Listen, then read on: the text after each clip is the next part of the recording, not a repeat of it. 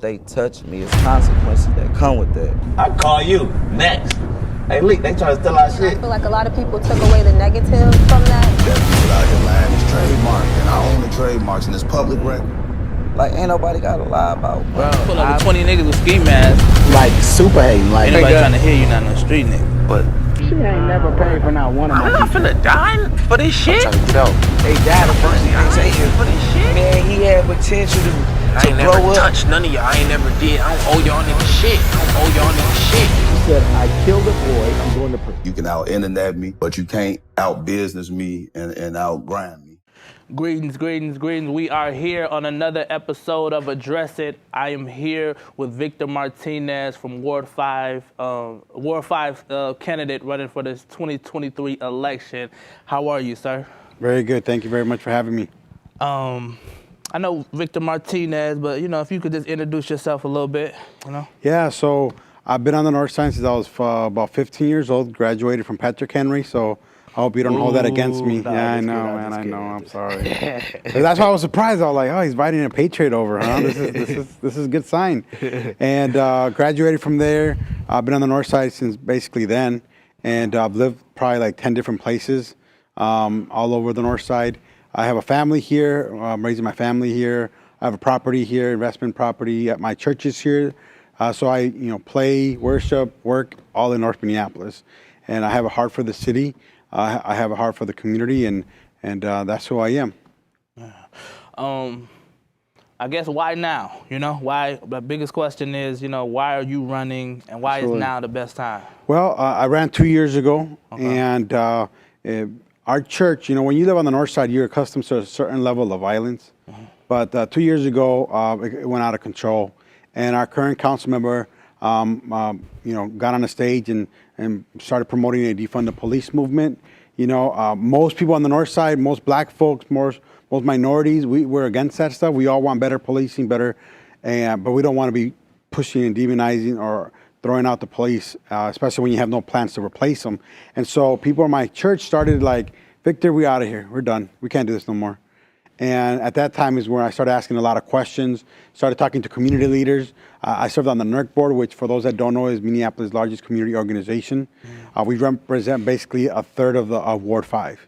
And so I know that area very well, like the back of my hand. And I started talking to leaders, pastors, community leaders, and I kept hearing the same thing over and over about not being listened to. The things are getting worse.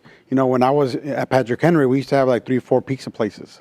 Right, we used to have more than 2 grocery stores. We had 3 or 4 pharmacies. And now we have just one left of everything. And so we're going the wrong way. And so if you ask yourself, can it get worse? Because some people say, oh, the North Side has always been like that. No, it has not. And so we could change that. And so that's where I decided to run. I felt like our current council member wasn't listening to the community, was pushing other agendas that weren't, 75% of North is people of color. And over 80%, 75%, don't like the agenda that our current council members pushing in our community. So that's where I decided to run. I'm not one to complain. If I complain, I got to do something about it. And so that's why I ran last time. I lost by 138 votes. It was a little hard. City council? You ran for city council? 2 years ago. And there were 6 of us running, so it was a little hard. Now it's more of a one-on-one situation. One other gentleman jumped in there, but it's more of a one-on-one situation now. And so I just want to our council member did not change his ways. He continues to push that defund the police platform, which I still think is a bad idea. And so that's why I ran. Yeah. If you just had to say, why are you qualified though? Why are you qualified to be in this position? What would be your answer? Yeah, no, I love it, man. I've served my entire life. I was a youth leader since I was 16 years old on the North Side. So I've served the community all the time. I know what the people want. I listen to learn and not to respond, right? I served on the NERC board. I was vice chair of the NERC board. Me and John Jamieson took that organization from almost folding to being one of the most best community organizations in the entire city of Minneapolis. We got our first headquarters. The organization's lived for 40 years, and we got its first headquarters, and they're doing amazing work. We recruited new board members. We recruited a good executive director. And so we've done a lot of good work. And I'm the kind of person that sticks to one thing and does it really well. I'm not the kind of person that does a lot of little things. Like, I think my mentors taught me that you do 2 or 3 things at most and do those well. Because the moment you start spreading yourself out to a lot of things is extremely difficult. And so that's been my trajectory. My church has been on the north side. I was a youth pastor for 10 years on the north side. I have a lead pastor now for 10 years on the north side. And so I've been there, I've been to funerals. I've been burying people. I've been to marriages falling apart and kids in drugs and kids that are going into violence and figuring out how a single mom could help feed their kids or help with rent. So I've done everything for the community for free, for the most part, And so I like to think that I could do something even more for them, doing it full time. Yeah. I mean, you say it's like a one-on-one race, one other guy, but what makes you the best candidate of who's available? Yeah, I think that when you come down to voting, that speaks volumes, right? So 2 years ago, we had the ballot question about replacing the Minneapolis Police Department. Within 60 days, I believe it was that if that passed, they had to go away. Think about that. During one of the highest crime seasons in Minneapolis history, and within 60 days, if that ballot question would have passed, it would have caused chaos. That's why for the first time, the black community, the black pastors stood up and fought that thing in media like crazy. And so we thought that was done. Like, okay, 60% of North said no. 85% of black folks said no. Among Latino, we all said no. So we're like, okay, that's done. Let's move on now. Let's work with what we have. Let's make it better. But our current council member, Ellison, 2 months ago, the MPD asked the council, hey, we need to request funds from the Biden administration. He voted no, just because he doesn't want them to have money. We're like, what? And then even 2 weeks ago, they're saying our staffing right now in the city of Minneapolis for police is the lowest of any major city in America. And they're saying we can't keep this up. We're paying so much money in overtime, and we need help. So can you please allow us to work with the state so they can help cover us? Guess what? He voted no. And guess where most of the shootings are happening, murders are happening? Nobody's talking about our kids getting hurt. When was the last time in North Minneapolis, for those that live there, had a community meeting that our councilman put together about public safety, about our kids being shot? Never. But we have the last one I went to, I think it was around the RICO indictment. At Reverend McAfee's church. Reverend McAfee's church, absolutely. But I was talking about our current council members. See, that stuff is put together by other leaders, and never like our current council member, which is supposed to do the on-the-ground work. We got Bobby Joel that lives in our area. We got Esther. We got our state reps. But you talk to them, they're like, hey, we focus on state stuff. This is city stuff, right? We need leaders at the city level, And so that's why I think that as he continues to vote on things that aren't based on the community, if you're going to vote for somebody, it's because they're going to do the agenda you approve of, right?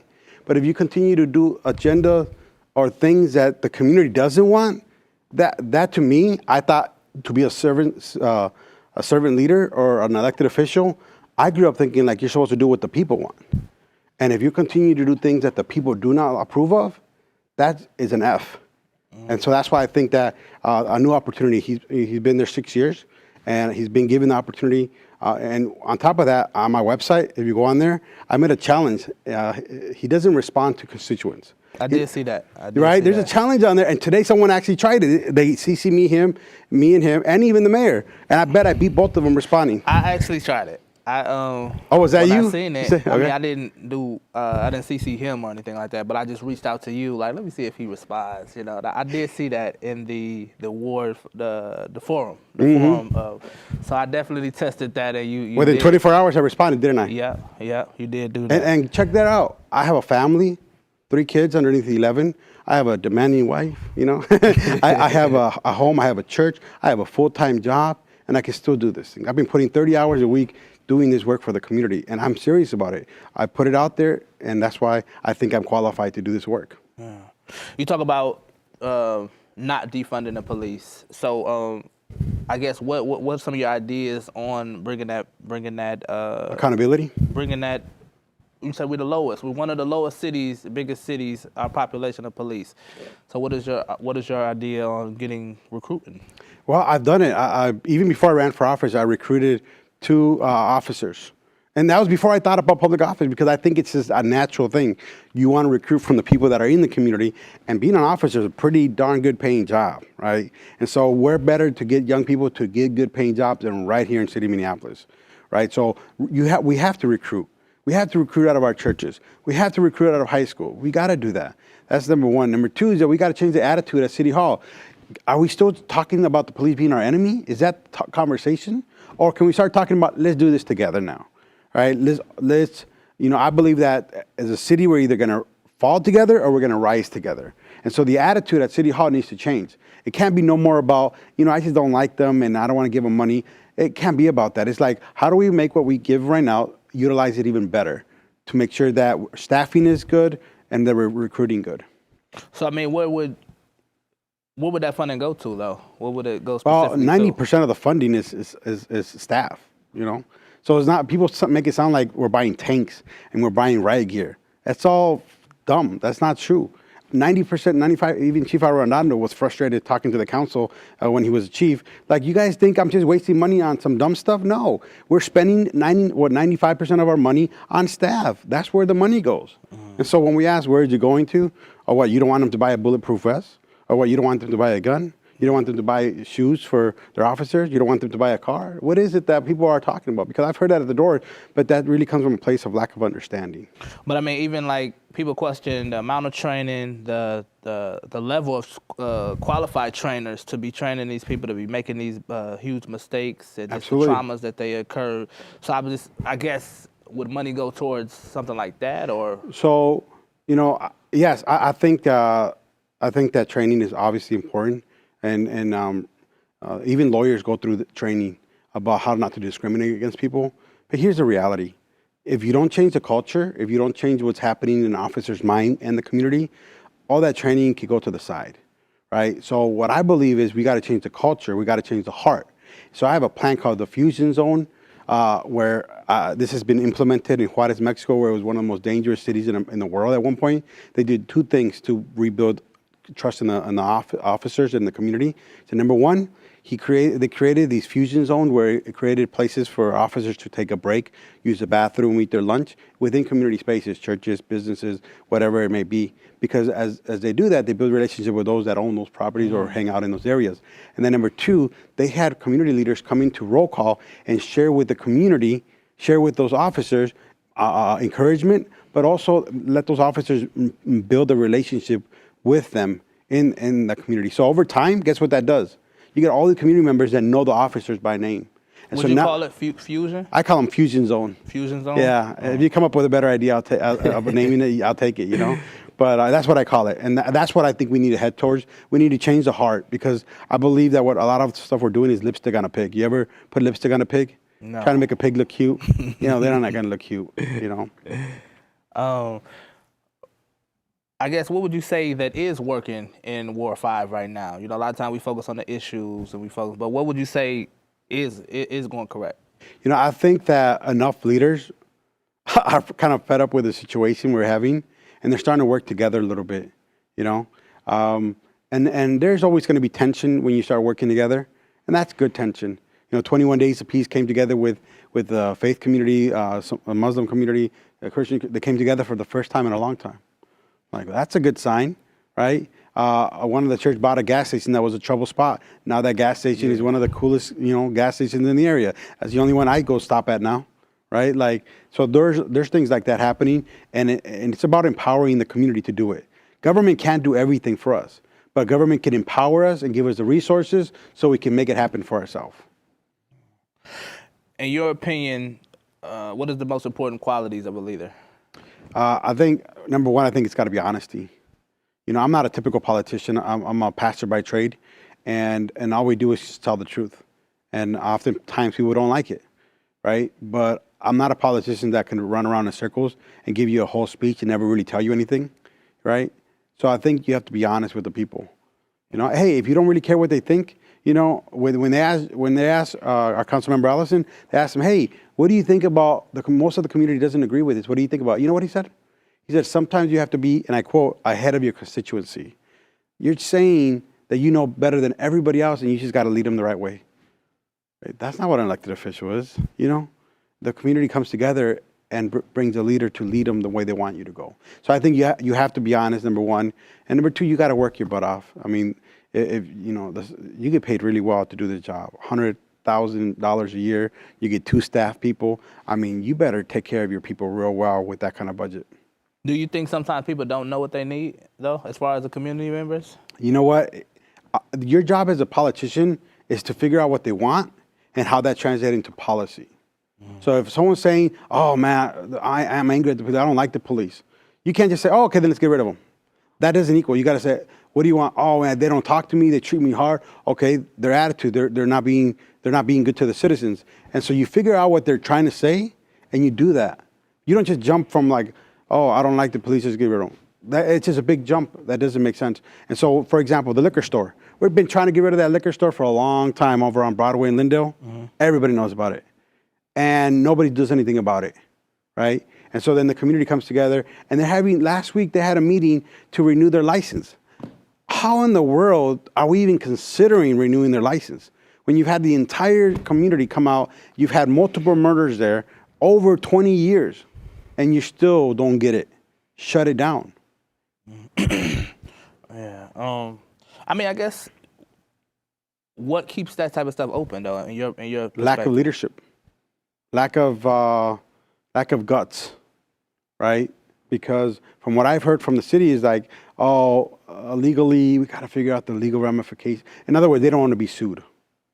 But yet we could start a big movement that most people are like, what the heck are you talking about? Nationwide, and we can't shut down a liquor store that's causing death to more people of color than probably the entire city combined. Because I know they were trying to give them like ordinances and stuff like that for a while. Dude, WBC, West Broadway Area Coalition, is a nonprofit that's supposed to be handling that. They've come up with so many like, hey, this is what you're going to do, make that corner better. Like over the decades, they've talked to that place and said, can you change this, can you change it? They don't care. The people that own that place is a white guy up in the suburbs. They don't care. When I ran the first time, in the winter, the sidewalks around the side of the building, it looked like this, caves of ice. And it had feces and it had different color. And nobody did anything. Right. And you know why people don't complain anymore? Because they're tired of complaining, nothing happens. And I assure you, kind of get numb to stuff, right? They get numb to it. And that's why it's okay now, we deserve it. They took out that bus stop. Seniors in that building, we have the highest concentration of seniors in that corner, and they depending on those bus stops. And now we have to take it out because it was out of control.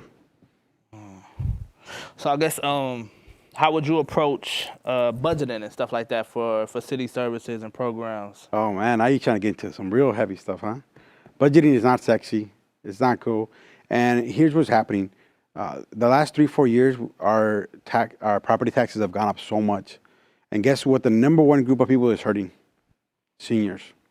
And the biggest voting block in North Minneapolis, we have probably one of the highest concentration of seniors in Minneapolis. And these are seniors that are low income, Section 8, public housing, you know?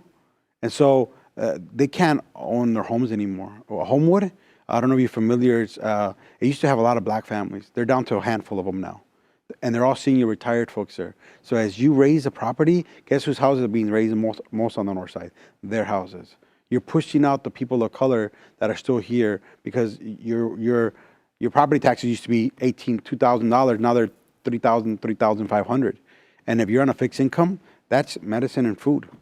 And so I think that we need to look at the things that we're spending money on and talking about and investing into, like these bike lanes. You know, these bike lanes, they're costing us hundreds of thousands of dollars. And our communities aren't using them. In fact, in the winter, nobody uses them except maybe 1 or 2 people. That's a lot of money. And so I'm like, let's get money and put it where we need to, make sure our seniors could use their scooters down the streets, on the sidewalks. They can't even get through them. There's no accountability. A slumlord can leave 2 inches of ice on their front and nobody says anything. But yet a person that's trying to take care of the property, they get, you know, a sheet of ice for 3 days and they get a ticket. Something's going on. We're putting the resources in the wrong place. Yeah. So I mean, you know, it'd be a lot to take care of in a position like this. How do you prioritize what needs to be done now and what can be done eventually? Absolutely. You know? It is a 2-year term, so I like to be real with people. Number one, we have to change our attitude about public safety. Number two, we got to bring back a grocery store to replace Aldi's. That's my top 2 priorities. And number 3, respond back to constituency within a good time. Those are the top 3 things people want. Now, every neighborhood has a different thing. So, for example, 600 building on Lindale and Broadway, the seniors there's about 300 of them. They've been asking for a road bump for like a decade probably, because cars speed through there a lot. These are seniors on little mobility stuff, right? And I told them, you elect me, I'll get one in there. Like those are you start prioritizing like that. Over in the suburbs in the city, I don't know if you're familiar with that area back there, which is on Lindale by Plymouth. Anyways, they have, when it floods, when it rains a lot. What you talking about? Is that Lynn Park and all Yeah, that? Lynn Park. Yeah, they call it the suburbs in the city. Yeah. And like they have an area. I was just talking to Spike Moss today. I don't know if you're familiar who that is. Familiar with who? Yeah, a big community organizer in our community. He's done amazing work, and he's like, Victor, we've been asking over here to fix this drainage. When it rains here, it floods back into my house. I'm like, that's not okay, So every little neighborhood has their issues that you got to help and prioritize. So one by one, you start knocking those out. Do you have any ideas on how to be more transparent in these seats? A lot of people complain about not knowing about things until it's too far down the line. Well, I 100% agree with you. All you got to do is Google my name and you'll figure that out, because I believe in advocating for the community. And I'm currently dealing with some issues with somebody, because when you want to be honest with you, the number one reason politicians don't show transparency, because they know who's at fault and they don't want to say. And the reason they don't want to say is because they don't want to get enemies in the political world. They want to be neutral. They don't want to get in anybody's way. That's the reality. One thing that I've committed, I'm not a career politician. I don't want to do this for the rest of my life. So I'll tell the community who's at fault. I'll tell you whose vote is the ones doing these things. And yes, I might get some people that aren't going to like me, but the community needs to be empowered, and that's something that I commit to do. I seen in one of the forums that you and Ellison, you guys, what's your guys' relationship? I mean, when we see each other, we're cool. We're like best buddy. We hug, we fist bump, because we have to show our decorum to the community that we could be on the opposite side of a political spectrum, but we could treat each other with respect. So I think if I wasn't running for office, I voted for him the first time, I would be probably friends, I think we're friends. We don't hang out, but I think we're cool like that. Yeah. I guess, it just seemed like you guys, it was a disagreement about something towards the end of the forum. Oh, you talking about the one on the white stage background outside? Yeah, the one that Women League voters did. Yeah, at the end. Yeah, I don't know. He called me a liar. He called me a liar, man. I don't know why. I'm like, he called me a liar, and it got caught on the microphone. And I'm like, what did I lie about? He didn't tell me, so I don't know. But I don't know why he does that. He did that last time with Kathy Span. It was a big deal. I don't know if you saw that on the news. He calls Kathy a liar. She was like, "How dare you call me a liar?" And so. But it's friendly, and I'd like to know. If he's watching, I'd love to know what I lie about, because I just think I'm telling the truth. But that's one of the things, is you tell the truth, someone's not going to like it. But when you are, again, in this type of position, there's a lot of moving parts, a lot of people that need to work together. Absolutely. How are you able to work together with people that you may not be in favor of? Yeah, so you're talking about like at the state level, like Hennepin County kind of thing, or what do you? Like being in position, anybody that you may need to work with, that you may have a disagreement with, that, I don't know, it could be a fellow city council member, it could be working with this agency or that agency. Like, a lot of people let differences divide. I'm saying, how are you with working with people that you don't have differences with? Yeah, so I think most politicians, they respect your lane, right? Like, you're the expert in your lane, right? When I talked to Bobby Joe, it was like, your city council, your lane is the streets, the lights, safety, and business. That's your lane. My lane is, what do you need? And I'll get you the money for it, right? So that's how it works together. Hennepin County says, Victor, what do you need? I need this, this, and this. Okay, we'll see how we can get it to you. Because the city council member is the closest to the people, right? Hennepin County attorney Hennepin County commissioner covers 7 cities, right? Bobby Joe covers 70,000 people, Esther covers 40,000 people. And so and the city council is 35. So you're the closest to the people. And so you got to work with hey, what do you need for our community? Because whatever you do, it reflects on the whole group, the whole team. So I think you got to just work well together like that. Back to the police a little bit. What's your thoughts on the like the peace groups? You know, the violence positions. Yeah, interrupters. Yes, yeah. Yeah, you know, I think accountability across the board. I believe when they first started, I really did believe in them.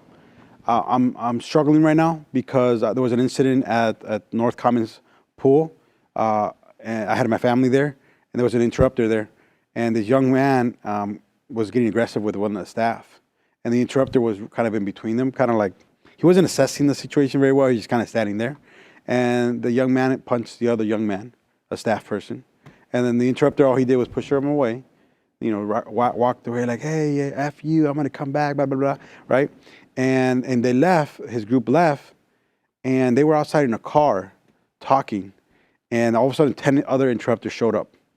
And I believe that we were sold the interrupters as somebody that's gonna work to defuse situations, to talk to people, you know, committing criminal activity, you know, try to figure it out, work it out with them so it doesn't escalate, right? That's what I was sold, and I think Minneapolis was sold on that. Well, guess what? Not one of them, they were all sitting in the car, not one of them approached them to talk to them. Like, hey, can we talk? Can we figure this out? What happened? You know, none of them. They just kind of got it together and started, hey, what happened? Oh, I pushed it. I'm like, that doesn't sound right. That's not even what even police would do more than that. And then, like a month later, they were 10 of them over in on the corner of Plymouth and Penn, and half of them were on their phones playing on their phone. Like, in what world is that okay? So I still believe in them, but there needs to be more accountability across the board. And you like to see their skills get better? Absolutely, better training, whatever. I would go to the people because here's the problem: is that they're all wearing orange shorts, but they're actually different organizations, right? They have different leadership, and so I prefer that their own organizations represent them, because if one interrupter does something, it all automatically goes on everybody. Right? I'd rather have like We Push for Peace, Mother's Love, or whoever it is, you know, Robert McAfee's group, like let them wear their own shirts. Let them represent their own group, right? And then work with that. So I'd like to see better accountability. Right now, it's kind of blanketed. It's not, I'm not too happy right now. Yeah, because, you know, some people say that that approach is the approach that's needed. You know, instead of officers being aggressive, hostile, you know, we need people to step in and de-escalate, you know, truly de-escalate. It didn't happen when I saw it. Yeah. You know what I mean? Like, that's what I thought. That's what I bought the Kool-Aid. I'm like, yeah. And then I'm like, I see him watching. I'm like, this is not working. So yeah, better accountability, do it better. You know, I think that's where we need to go. And it could be better, but if it doesn't, I have a problem with it. A lot of people have concerns about worker rights. What's your position? Worker rights? Worker rights. Oh, workers. Sorry, my bad. Worker rights, yeah. Worker rights. Oh, man.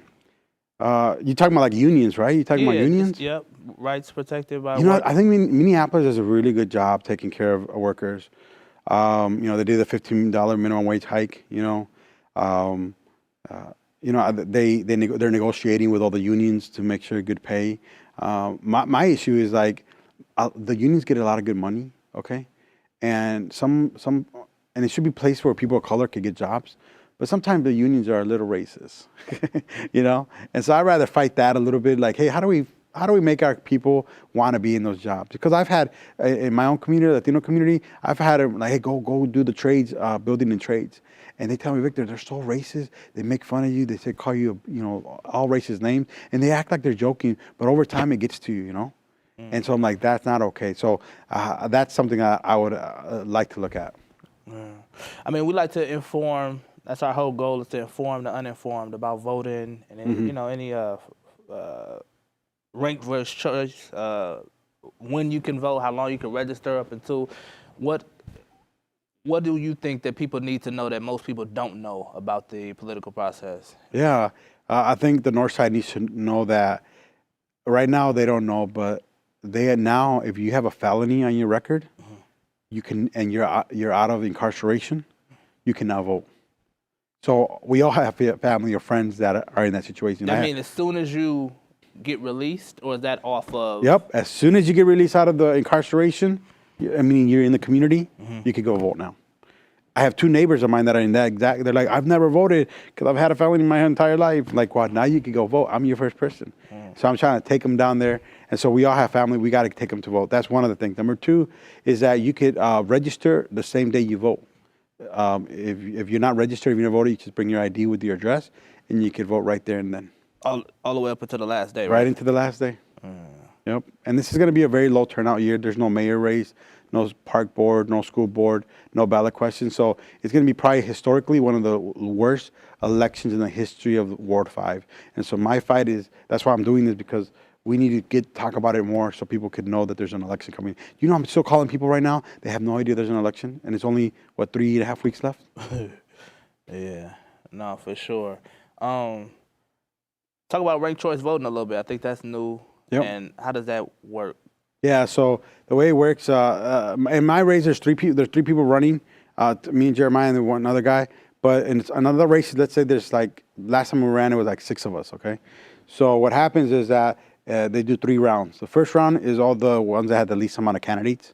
And whoever those people that supported them, they go to their second vote. So if you put a second person, like, oh, we like A, but A didn't make it, then B is our backup.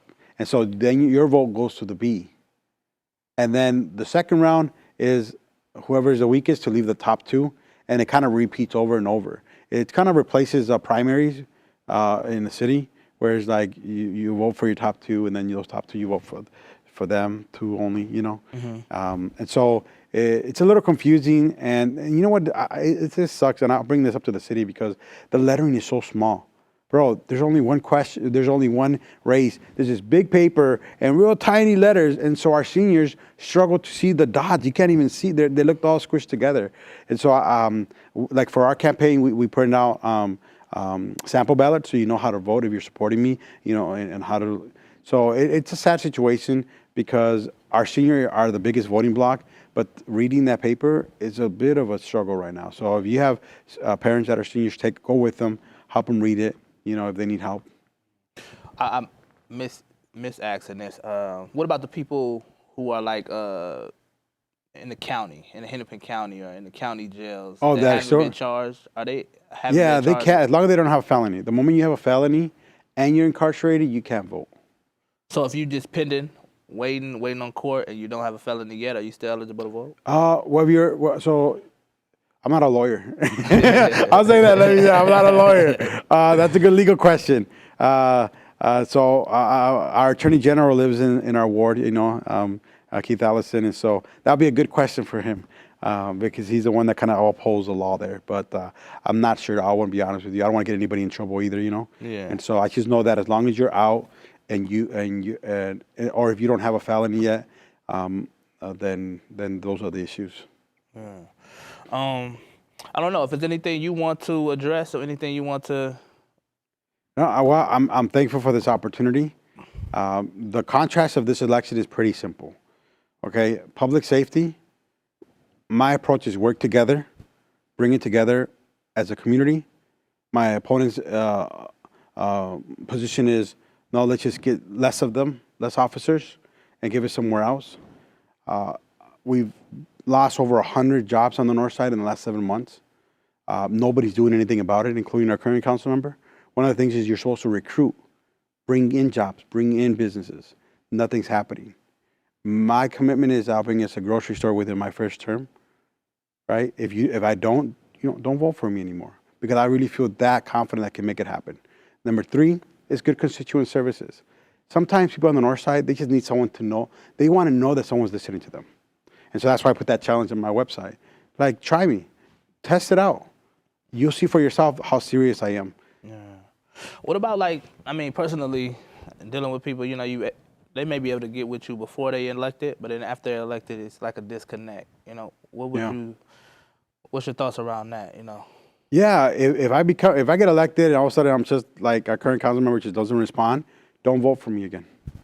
Give the next person a shot. Yeah. How do we keep our city council members accountable, though, to what they say they're going to do? So this is a 2-year term. Normally it's a 4-year term. This is a 2-year term. So I'm going to be in office only like 1 year before I have to run again. That's easy enough to get anybody out, right? And our community is not ignorant. They're not dumb. They know what's happening out there. They see what's happening. And I've made promises and I made commitment to the community. And if I can't fulfill those things, then just don't vote for me again. That's the power of the vote. And just again, what's your biggest issue that you're concerned about? Public safety. Public Safety is number one. There's a reason why our businesses are leaving. There's a reason why our kids in the community are getting shot. There's a reason why our seniors don't feel safe on our blocks. There's a reason why a lot of people that you know have bullet holes through their windows. There's a reason why on Broadway businesses have boarding up their windows like every other month. There's a reason for that, right? And I'm just as compassionate as the next person. I was a youth pastor for 10 years, right? I think the Hennepin County is doing a terrible job keeping our youth accountable. And this happened 5 years ago. I had a young person steal my cell phone from Little Caesars. And my brother and I, we did a citizen's arrest because we used to wrestle in high school. And so we arrested these young guys, like 13, 14. And the police came and we're like, hey, we want our cell phone back. And that's my cell phone back and go. And I'm like, hey, so what's going to happen to this kid? I mean, are you going to go talk to the parents? Or is he going to be, get a social, something going on? And he's like, no, we're just going to take him home and drop him off. What? You just stole a $900 phone. All you got to do is go drop him off. You're not going to. No, it's just we can't do anything. And even then I figured out like this is not a good idea. If our kids have no accountability, at least give them community service work where they have to take some graffiti off the wall. Yeah. We could do that. I think that's one thing it got to be said.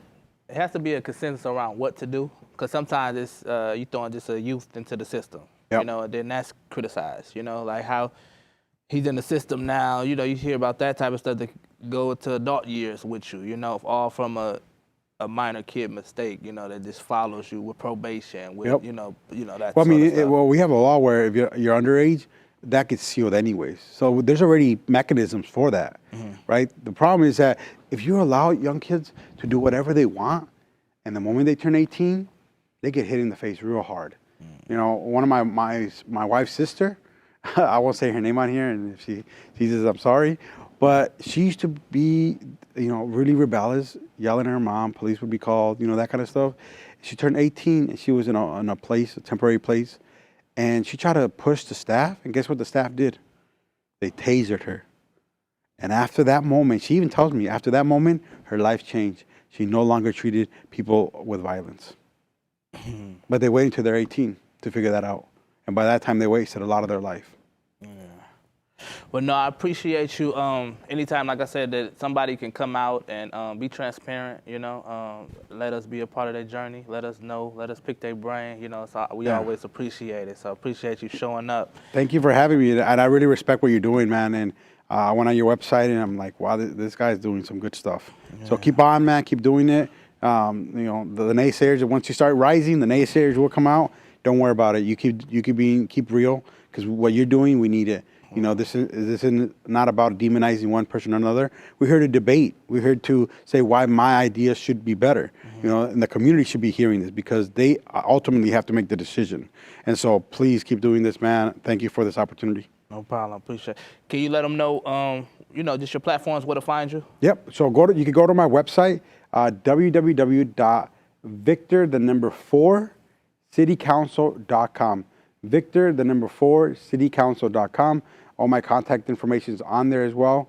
I have an office on Broadway. It's at 2802 West Broadway. 2802 West Broadway. That's about a block north of Paradise Pizza, right before you cross the bridge into Robbinsdale, right on the right side. So I'd love to have you there. Leave a voice message. I have a camera on there. You could talk to the camera. I could answer there too. So I'm super accessible. Thank you. Go vote Monday through Friday, 8 a.m. to 4:30 p.m. 980 East Hennepin in Northeast Minneapolis. So 980 East Hennepin over by 35W. It's open. Take your cousin, take your aunt, take a senior. Show our children. Take your children, little children that can't even vote yet. Take them so they know their responsibility, know that it's a privilege, know that when you go into that voting area, people are excited to see you. And if we teach that to our children, they will be excited when they turn 18, I get to go vote. Because right now, our people, especially young people of color, they look at it as a chore. This is a right and a privilege, and we should teach our kids that. Appreciate you. Victor Martinez on Address It. Thank you, guys. Thank you. Thank you. Good one. Appreciate you, sir. Appreciate Thank you, man. Appreciate it. Make sure you vote for city council. It's your voice. Who you want for think city the council? law enforcement Your have to be choice. mindful that Make they're sure not you vote for city council. accidentally Your voice. killing and hitting pedestrians when they're pursuing somebody else, right? That doesn't create safety. And so I think the point is that we've got to make everything safer, right? That person who's speeding and who's fleeing from the police, sure, they're at fault, right? But we have a responsibility as public officials, as police officers, as firefighters, to not harm the public while we're trying to do our jobs, right? Is there a no chase policy, or? The no chase policy is something that the chief would really have to discuss in detail. But here's what I know about the no chase policy is that, it used to be that you could just be pursuing people all the time. Now there's certain limitations so that we can have less pursuits because so many people were getting hit during these pursuits. And it's much easier just to get the license plate, let that person go, ID them, let them go. If they're no longer being chased, 9 times out of 10, they are going to eventually slow down when they realize they're not being chased. And if we have their identity and we have their license plate, we can get that person later, and it's safer to the community, it's safer to all that kind of stuff. If they touch me, it's consequences that come with that. I call you next. Hey, Malik, they trying to steal our I shit. feel like a lot of people took away the negative from that. That dude out here lying is trademark, and I own the trademarks, and it's public record. Like, ain't nobody got to lie about. Bro, Pull up with 20 niggas with ski masks. Like super hating. Like, Ain't nobody trying to hear you, not no street nigga. But she ain't never paid for not one of my I'm not finna die for this shit. Trying to get out. They died the first thing they say For is, this shit. man, he had potential I to ain't never grow up. touched none of y'all. I ain't never did. I don't owe y'all niggas shit. I don't owe y'all niggas shit. She said, I killed a boy, I'm going to prison. You can out-internet me, but you can't out-business me and out-grind me.